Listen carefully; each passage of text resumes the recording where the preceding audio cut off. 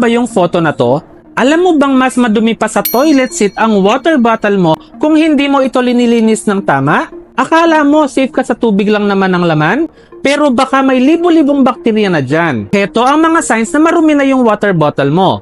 Una, may amoy. Kapag may kakaibang amoy, ibig sabihin may bakterya na. Pangalawa, may madulas na residue. Ibig sabihin, may biofilm o layer ng dumi at bakterya. Pangatlo, nagkakasakit ka madalas. Pwede kang magka-sore throat o diarrhea dahil sa dumi ng bottle mo.